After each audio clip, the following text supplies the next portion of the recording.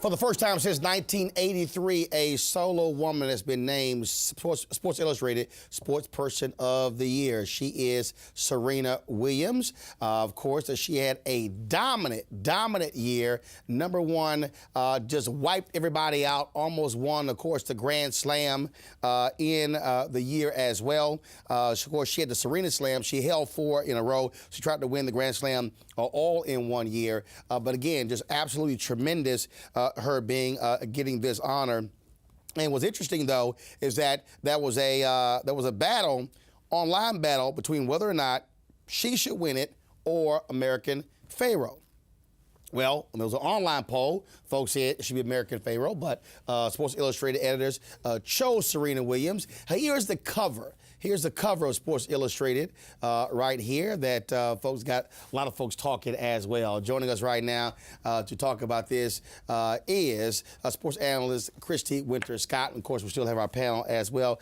Christy, dominant year by Serena Williams, but it's interesting to me, this is somebody who should be getting the kind of praise we have seen in the past for Michael Jordan, for Tiger Woods, for some of the greatest, and you still have haters talking about her body. Now you got the whole deal, folks saying a horse should have won Sports Person of the Year over Serena Williams. Well, first of all, it's not a person, that's a horse. So, I mean, you have to look at the collective body of work that Serena Williams has put together. 53-3 on the year, almost made the Grand Slam. But with that being said, the evolution of Serena Williams has really been something to watch over the course of her career. And the last 5 years in particular, I think her health has been an issue, but she has battled through that and still persevered and remained at the top of her game. So you have to honor and respect someone like that who has put in the work and sustained themselves in the way that she has. When Serena Williams and Venus Williams came into sports, let's just be honest, it was white, it was elitist, and they were not happy to see these 2 black girls from Compton. No. They have operated in their own way, their own tune. And so do you believe that because of what tennis is, it is, although it desperately needs them, because I don't know who the hell pays attention to tennis when they're not playing, but it's interesting to me that they desperately need them, but they still don't really want to fully embrace Serena Williams. They don't, and it's a shame because of what she has been able to do. And I think the more success someone has, the more haters come on board. And I think especially for African-American females, I think it's really tough to gain the amount of respect that's due. So with Serena and Venus, I think for both of them, they have really change the way people view females in sports collectively, not just in tennis, but in basketball and everything else. In soccer, you saw the success this summer for women collectively making a statement. Folks, there were some people who were tweeting yesterday that said it's amazing when you listen to these commentaries how Ronda Rousey, of course, the fighter, has been described as being a sexy boxer.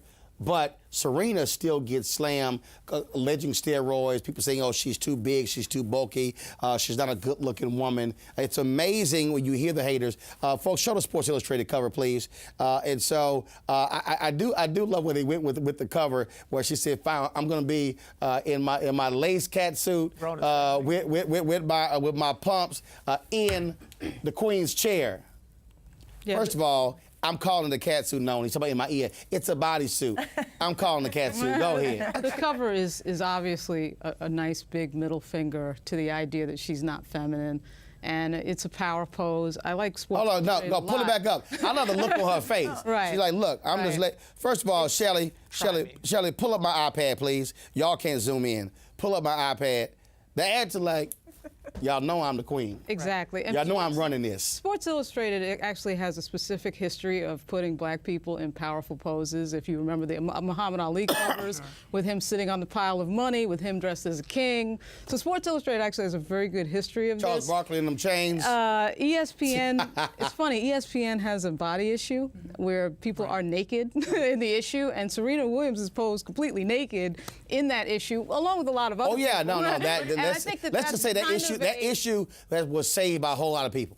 Right. Well, I mean, I think that it shows, though, that to me, what this projects is control and power. Yes, and I think it was her choice Right. to pose the way that she Right. did on this cover. No one said, okay, this is how we want you to do it. She's like, this is how I'm going to do it. Exactly. And that is a powerful statement. Well, the big point is when you level the playing field and you make it equal, most times black people will rise to the occasion. We've seen that over time and time again in athletics. But what you have occurring in today's society is there's an image that goes with what a ballerina should look like, a Misty Copeland. There's an image to what a country club image as to what a tennis player should look like. And these black women are changing they're changing the face of tennis and changing the face of ballet. And so people have to understand with the browning of America, there's going to be a new spectrum of what we call beauty. When Chris Evert was named Sportswoman of the Year, she had on a traditional tennis outfit with a little hat, really conservatively. This is 1976, but it Now really she has does show stilettos you. and a bodysuit. Exactly. You see the progression of women. Serena's face says, "How you like me now?" And Right. that there's something that you don't know. You know, we know about her sports prowess, but she's also worked behind the scenes. She and her sister to make pay more equitable for women in sports. Yes. She also has supported Criminal Justice Matters and Equal Justice Matters, the Brian Stevens Equal Justice Initiative. She raised money for them. So that look is, you have no idea the depth of me. Also, Shelley, go to my iPad, please. This was the ESPN body issue.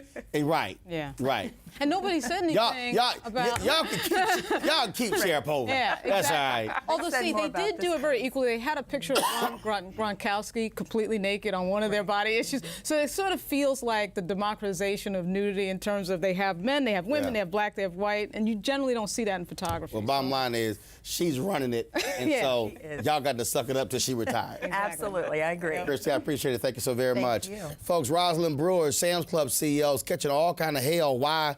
Because she dared to say diversity matters. Also, we give you an update on the Freddie Gray trial in Baltimore. All that next. News 1 Now, TV 1.